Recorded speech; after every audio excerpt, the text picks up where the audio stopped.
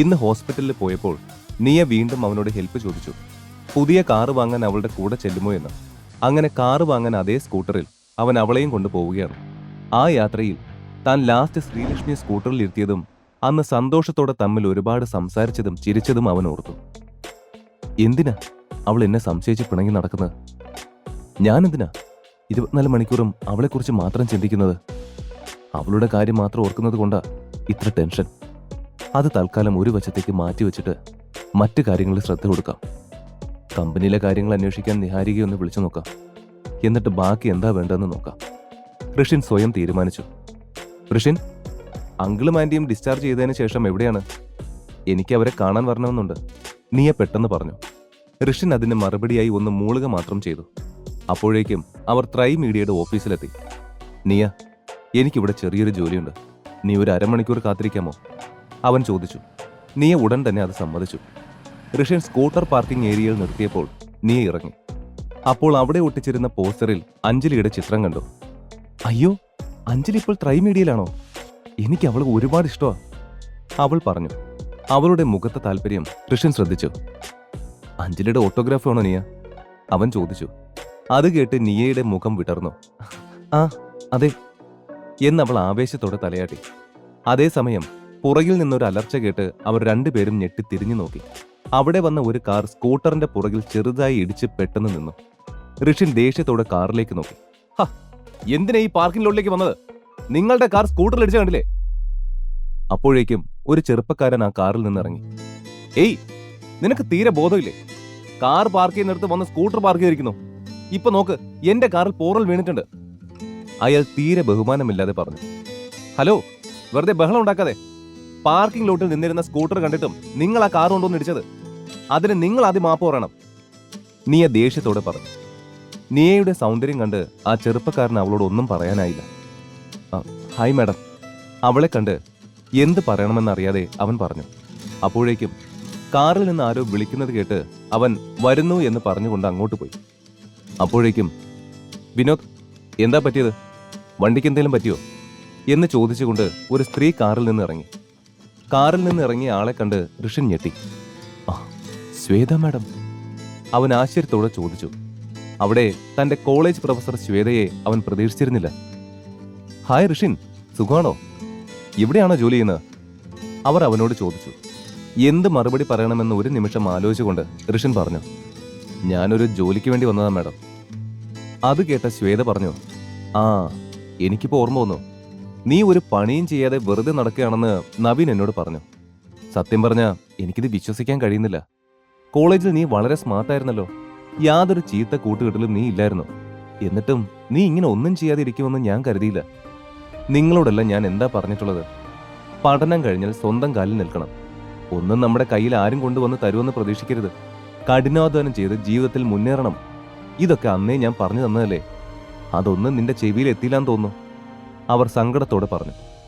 ഋഷിൻ എന്തോ പറയാൻ വന്നപ്പോൾ അവർ അവനെ കൈകൊണ്ട് തടഞ്ഞു. ഇത് കണ്ടോ, നിന്റെ ക്ലാസ്മേറ്റ്, നമ്മുടെ അഞ്ജലി. അവൾ ഇപ്പോൾ ത്രൈ മീഡിയയിലെ ജനപ്രിയ താരമാണ്. അതുപോലെ തന്നെ നവീൻ ഇപ്പോൾ OS കമ്പനിയിൽ ജോലി ചെയ്യുന്നുണ്ടെന്നും മീഡിയ ലൈനിൽ കയറാൻ ശ്രമിക്കുന്നുണ്ടെന്നും എന്നോട് പറഞ്ഞു.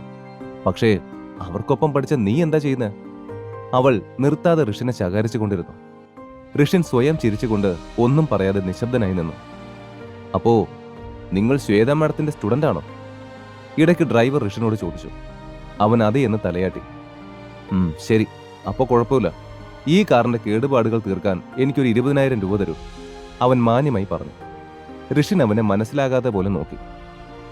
നിങ്ങളുടെ കാറിന്റെ കേടുപാടുകൾ തീർക്കാൻ ഞാൻ എന്തിനു പണം തരണം? അവൻ നിസ്സംഗനായി ചോദിച്ചു. ഹലോ മിസ്റ്റർ, നിങ്ങൾക്കിത് ചോദിക്കാൻ നാണമില്ലേ? നിയയുടെ സ്വരത്തിൽ അസ്വസ്ഥതയുണ്ടായിരുന്നു. അപ്പോഴേക്കും ശ്വേത വീണ്ടും ഋഷിനെ ഉപദേശിക്കാൻ തുടങ്ങി. ഋഷിൻ, എല്ലാവർക്കും ജീവിതത്തിൽ എന്തെങ്കിലും ഒരു ലക്ഷ്യം ഉണ്ടാകണം, അല്ലെങ്കിൽ നിന്നെപ്പോലെ ലക്ഷ്യമില്ലാതെ ജീവിക്കേണ്ടി വരും. മാഡം, ഞാൻ ഇപ്പോഴും കോളേജിൽ പഠിക്കുന്നില്ല. നിങ്ങൾ ഇപ്പോഴും എന്നെ ഓരോന്ന് പഠിപ്പിക്കുകയാണോ? ഋഷിൻ ചെറു പുഞ്ചിരിയോടെ ചോദിച്ചു. നിനക്ക് ആരോട് എങ്ങനെ സംസാരിക്കണമെന്നൊന്നും അറിയില്ല ഋഷിൻ. ഒരിക്കൽ ടീച്ചറായാൽ പിന്നെ ജീവിതകാലം മുഴുവൻ ടീച്ചർ തന്നെയാണ്. എന്റെ വിദ്യാർത്ഥികളുടെ പഠനം കഴിഞ്ഞാലും എനിക്ക് അവരെക്കുറിച്ച് എപ്പോഴും ടെൻഷനുണ്ട്. അതിനാലാണ് നിന്നെ ഇങ്ങനെ കാണാൻ എനിക്ക് ബുദ്ധിമുട്ട്, ശ്വേത ദേഷ്യത്തോടെ പറഞ്ഞു. ഉറച്ച ശബ്ദത്തിൽ അവൾ പറയുന്നത് കേട്ട് ഋഷിന് തലയാട്ടാൻ മാത്രമേ കഴിഞ്ഞുള്ളൂ. എങ്കിൽ നമ്മൾ ചെയ്യുന്ന തെറ്റിന്റെ ഉത്തരവാദിത്തം നമ്മൾ ഏറ്റെടുക്കണം. എന്റെ വണ്ടി കേടായാൽ അത് ശരിയാക്കാനുള്ള വഴി നീ കാണണം. എനിക്കറിയില്ല എന്ന് പറഞ്ഞ് രക്ഷപ്പെടരുത്. വിനോദ് പറഞ്ഞു. ശരി, അതിന്? ഋഷിൻ ചോദിച്ചു. അത് കേട്ട് ശ്വേത മാം അവനെ തുറച്ചു നോക്കി. ഇന്ന് ആരെയാ താൻ കണി കണ്ടതെന്ന് ഋഷിൻ മനസ്സിൽ വിലപിച്ചു. ശരി, നിങ്ങളുടെ കാരണം എന്താ പറ്റിയത്? അവൻ വിനോദിനോട് ചോദിച്ചു. എന്തൊക്കെ പറ്റിയെന്ന് എനിക്കങ്ങനെ അറിയാം. ഞാനും നോക്കാം ആദ്യം മുതൽ എവിടേക്കാണ് തട്ടിയതെന്ന് വിനോദ് ദേഷ്യത്തോടെ പറഞ്ഞു. ശരി, ഞാനിനൊന്ന് ചോദിക്കട്ടെ. പാർക്കിംഗ് എന്നൊരു കാര്യമുണ്ടെങ്കിൽ അവിടെ ഏത് വാഹനവും നിർത്താം. കാറുകൾ നിർത്താം, ബൈക്കുകൾ നിർത്താം. നിർത്തരുത് എന്ന് ഇവിടെ എവിടെയെങ്കിലും എഴുതി വെച്ചിട്ടുണ്ടോ? ഇല്ലല്ലോ. നിങ്ങൾക്ക് ശരിക്കും ഡ്രൈവ് ചെയ്യാൻ അറിയില്ലായിരുന്നു. അതുകൊണ്ടല്ലേ നിങ്ങൾ എന്റെ ബൈക്കിൽ വന്നിടിച്ചത്? ഋഷിൻ ശാന്തമായി ചോദിച്ചു. വിനോദിന്റെ മുഖം മാറി. രണ്ട് സ്ത്രീകളുടെ മുന്നിൽ വെച്ച് ഋഷിൻ തന്നെ ചോദ്യം ചെയ്തത് നാണക്കേടായി അയാൾക്ക് തോന്നി. നിങ്ങൾ വെറുതെ പ്രശ്നം ഉണ്ടാക്കാൻ നോക്കിയാണ്, അവൻ ഭീഷണി പോലെ പറഞ്ഞു. അത് കണ്ട് ഋഷിൻ പരിഹാസത്തോടെ ചിരിച്ചു. ഡേ, അവസാനമായി ഒരിക്കൽ കൂടി ചോദിക്കാം, നിങ്ങൾക്ക് എനിക്കിപ്പോ പണം തരാൻ പറ്റൂ ഇല്ലയോ? വിനോദ് ഭീഷണിയുടെ സ്വരത്തിൽ ചോദിച്ചു. എത്ര പ്രാവശ്യം ചോദിച്ചാലും എന്റെ ഉത്തരവ് ഒന്ന് തന്നെ, ഋഷിൻ മുഖം മാറാതെ ശാന്തമായി പറഞ്ഞു. നിന്നോട് സംസാരിച്ചു തീർക്കാൻ പറ്റുമെന്ന് തോന്നില്ല എന്ന് പറഞ്ഞ് വിനോദ് വഴക്കിന് തയ്യാറെടുക്കുന്ന പോലെ ഷർട്ടിന്റെ കൈകൾ മടക്കി. വിനോദ്, നമ്മളിപ്പോൾ ത്രൈ മീഡിയയിലാണ്. ഇവിടെ വെച്ച് പ്രശ്നം ഉണ്ടാക്കിയാൽ അത് ചിലപ്പോൾ ഇതിനേക്കാൾ വലിയ ബുദ്ധിമുട്ടുകൾ ഉണ്ടാക്കും. ശ്വേത മാം അവനെ സമാധാനിപ്പിച്ച് ഋഷിനെ നേരെ തിരിഞ്ഞു. ഋഷിൻ, നീ പറഞ്ഞത് എനിക്ക് മനസ്സിലായി. നീ തൽക്കാലം വിനോദിനോട് ക്ഷമ ചോദിക്കൂ. എന്നിട്ട് ഇതിനൊരു സമാധാനം ഉണ്ടാക്കാൻ നോക്ക്. മാഡം, നിങ്ങൾ എന്റെ പ്രൊഫസറായിരിക്കാം. ഞാൻ നിങ്ങളെ തീർച്ചയായും ബഹുമാനിക്കുന്നു. പക്ഷേ അതിന് ഞാൻ ചെയ്യാത്ത തെറ്റിന് നിങ്ങൾ മാപ്പ് പറയാൻ പറയുന്നതിൽ എത്ര ന്യായമാണുള്ളത്? ഋഷിൻ ക്ഷമയോടെ ചോദിച്ചു. ശ്വേതയുടെ മുഖം ചുരുങ്ങി.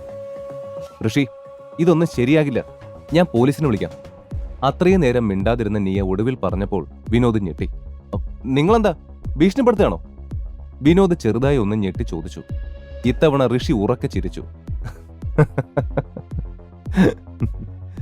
ഇത്രയും നേരം ഞങ്ങളെ ഭീഷണിപ്പെടുത്തിയ നീയാണോ ഇപ്പൊ ഒരു നാണവും ഇല്ലാതെ ഇത് ചോദിക്കുന്നത്? വിനോദ് ദേഷ്യത്തോടെ ഋഷിനെ നോക്കി. അപ്പോൾ പെട്ടെന്ന്, എക്സ്ക്യൂസ് മീ, ഇവിടെ എന്താ പ്രശ്നം എന്ന് ചോദിച്ചുകൊണ്ട് ഒരു സ്ത്രീ ശബ്ദം കേട്ടു. അത് കേട്ട് അവരെല്ലാം തിരിഞ്ഞു നോക്കി. അവിടെ ഋഷിന്റെ PA നിഹാരികയും അവളുടെ അരികിൽ അഞ്ജലിയും ഉണ്ടായിരുന്നു. ഹായ് മാഡം, നിങ്ങൾ ഈ കമ്പനി സിഇയുടെ പേഴ്സണൽ അസിസ്റ്റന്റ് നിഹാരികയല്ലേ? എന്റെ പേര് ശ്വേത. ഞാൻ അഞ്ജലിയുടെ പ്രൊഫസറാണ്. ഒരു ചെറിയ ബിസിനസ് കാര്യത്തെക്കുറിച്ച് നിങ്ങളോട് സംസാരിക്കാൻ വന്നതാണ്. ശ്വേത ആവേശത്തോടെ പറഞ്ഞു. അതേ ആവേശത്തോടെ അഞ്ജലിയെ നോക്കി പുഞ്ചിരിച്ചു. അവരെ കണ്ടതും വിനോദ് വേഗം മുന്നിലേക്ക് വന്നു. ഹലോ മാഡം, നിങ്ങൾ വന്നത് നന്നായി. ദേ, ഇയാൾ ആ കാർ പാർക്കിങ്ങിൽ സ്കൂട്ടർ നിർത്തി ഞങ്ങളെ ബുദ്ധിമുട്ടിക്കുന്നു. ഋഷിനെ കുറ്റം പറഞ്ഞുകൊണ്ട് അയാൾ നിഹാരികയെ സമീപിച്ചു. അത് കണ്ട് ഋഷിന്റെ കണ്ണുകളിൽ ദേഷ്യം നിറഞ്ഞു. പ്രശ്നം ഉണ്ടാക്കുന്ന അദ്ദേഹമല്ല, നിങ്ങളാണ്, നിഹാരിക കടുത്ത സ്വരത്തിൽ പറഞ്ഞു. നിങ്ങൾ എന്താ ഉദ്ദേശിക്കുന്നത്? എനിക്ക് മനസ്സിലായില്ല. വിനോദ് ആശയക്കുഴപ്പത്തോടെ ചോദിച്ചു. നിനക്ക് വായിക്കാൻ അറിയില്ലേ? കുറച്ചുകൂടി അടുത്ത് നോക്കി ആ പോർട്ടിൽ എന്താണ് എഴുതിയിരിക്കുന്നതെന്ന് പോയി വായിച്ചു നോക്ക്. നിഹാരിക പാർക്കിംഗ് ലോട്ടിന്റെ മുകളിലേക്ക് ചൂണ്ടി. വിനോദും ശ്വേതയും അതിലേക്ക് നോക്കി. അതിലെഴുതിയത് വായിച്ച് ഷോക്ക് അടിച്ചതുപോലെ രണ്ടാളും ഞെട്ടി പരസ്പരം നോക്കി. എന്താണ് അവിടെ എഴുതിയിരിക്കുന്നതെന്ന് കണ്ടോ? നിഹാരിക അവരോട് ചോദിച്ചു. This is the parking area for the CEO of this company, Shweta പതിയെ പറഞ്ഞു. അത് കേട്ട് നിഹാരിക അതേ എന്ന് തലയാട്ടി. ഇപ്പോൾ മനസ്സിലായോ ആരാണ് തെറ്റിയതെന്ന് അവൾ ചോദിച്ചു. അപ്പോഴും കാര്യം മനസ്സിലാകാതെ ദേഷ്യം വന്ന വിനോദ് ഋഷിനെ ചൂണ്ടി പറഞ്ഞു. അപ്പോ അവന് മാത്രം അവിടെ നിർത്താൻ പറ്റുമോ? മര്യാദയ്ക്ക് ഒരു വണ്ടി പോലുമില്ല. അവനൊരു പൊട്ട സ്കൂട്ടർ കൊണ്ടുവന്ന് അവിടെ പാർക്ക് ചെയ്തു. അപ്പൊ നമുക്ക് തെറ്റ് പറ്റിയെങ്കിൽ അവനും തെറ്റ് പറ്റിയില്ലേ? അവൻ ദേഷ്യത്തോടെ ചോദിച്ചു. ഈ കഥ തുടർന്ന് കേൾക്കുന്നതിനായി ഇപ്പോൾ തന്നെ പോക്കറ്റ് FM ആപ്പ് ഇൻസ്റ്റാൾ ചെയ്യൂ. Link in description.